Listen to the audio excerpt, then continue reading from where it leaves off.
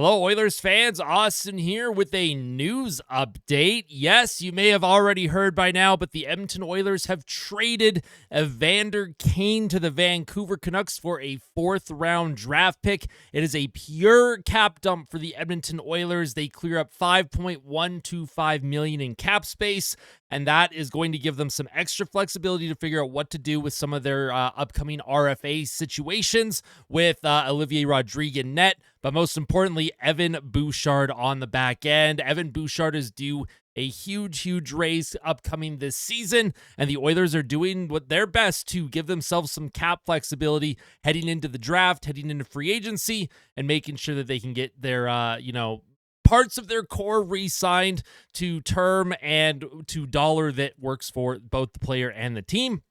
Now, Evander Kane, of course, there's going to be a lot of people talk about Evander Kane on his way out the door. Many fans were very polarized with Evander Kane and his play and in time in Edmonton. It was very obvious that when Evander Kane was healthy, when he was going and motivated, he was an incredible force for the Edmonton Oilers. I still remember his first year with the team. I still remember that first playoff run with Evander Kane. Next to Connor McDavid, he had 13 goals in 16 games, and he was an absolute monster out there. Had that hat trick against the Calgary Flames, scored that big goal against the LA Kings in Game 6 to force a Game 7, and he's skating around the ice holding up the 7 to the fans in LA. I still remember that. And for Evander Kane, of course, his trajectory really started to change to the negative side after that really bad wrist injury. It was the Oilers against the Tampa Bay Lightning. I forget which player it was on Tampa accidentally stepped on Evander Kane's wrist, and it was terrifying. It was horrifying. Evander Kane was never really the same player in terms of his production after that. And then this past season, he did not play a single game with Edmonton until the playoffs hit. He had multiple surgeries. So when Evander Kane was healthy, he was very strong. He brought an element to this team that we just don't see anymore in today's NHL. He's one of those player types that is very rare to find, that mix of size, skill, tenacity. He can fight, he can hit, and he can put the puck in the net. And for Evander Kane, I had my my opinions about Evander Kane. I was very hard on Evander Kane for a lot of his time here in oil country. As someone that is into more of the deeper analytics within the game, Evander Kane was one of those players that kind of drove me nuts because he would have games where he looked amazing and would drive play, and then he would have games where he looked absolutely terrible. And I didn't like the fact that he just wasn't consistent enough. I thought this year in the Stanley Cup playoffs, he played great until the Stanley Cup final, but the officiating, I think, kind of neutered the type of game that he wanted to play. He was getting called for some interesting calls.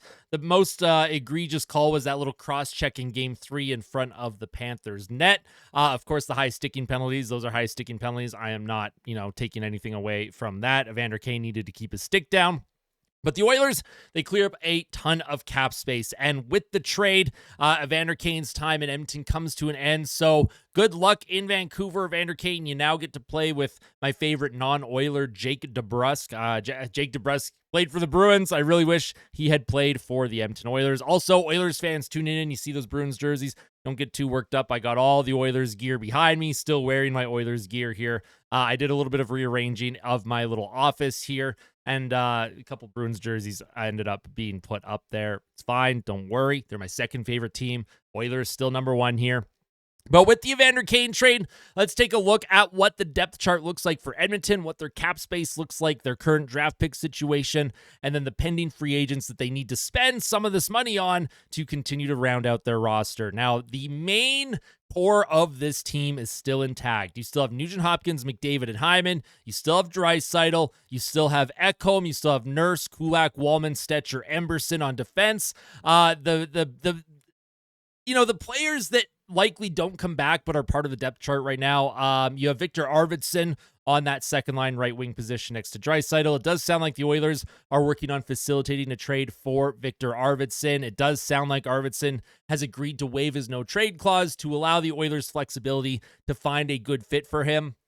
Victor Arvidsson was one of those players where I think the team and the player were hoping for a much better outcome as the season progressed. He just never looked comfortable in Edmonton, which is unfortunate because I think the skill set is there. I think there's a really good player there. I just think that in terms of his fit with the Oilers and especially Chris Knobloch's system, it just didn't quite fit together. Those two pieces of the puzzle just didn't quite match.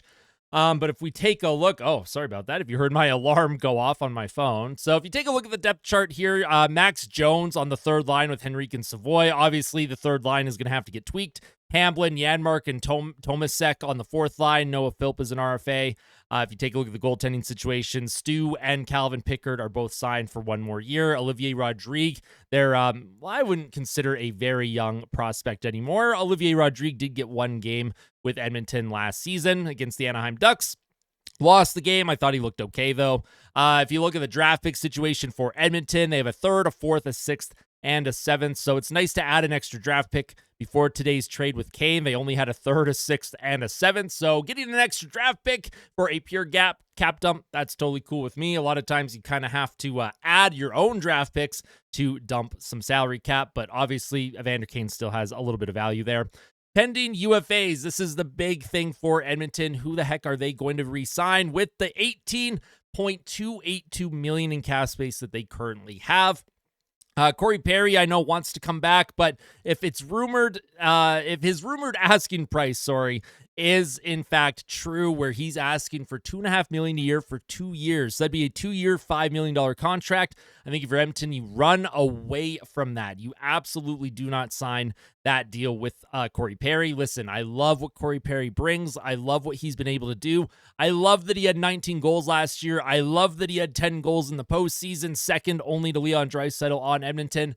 But you cannot, under any circumstances, give that kind of money to a 40-year-old forward. No offense to Corey Perry. I love him. But Corey Perry is one of those guys that you signed a league minimum, and then you have some bonuses attached to it. If he hits 10 goals, 15 goals, then some bonuses kick in for him.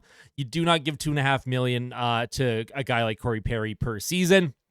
Not at 40 years old. His lack of foot speed is still a problem, and he can only be played in very specific circumstances.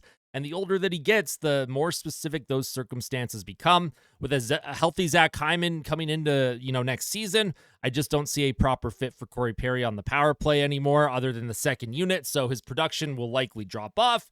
Obviously, what he was able to do in his couple of years in Edmonton is nothing short of incredible. So whatever happens with Corey Perry, I wish him all the best. If they're able to bring him back on a very, very cheap contract, I would also be okay with that. Jeff Skinner is a pending UFA. I imagine Jeff Skinner is gone. Connor Brown, I'd like to see the Oilers re-sign him as well. But again, it comes down to dollar figure. Does it make sense for the player? Does it make sense for the team?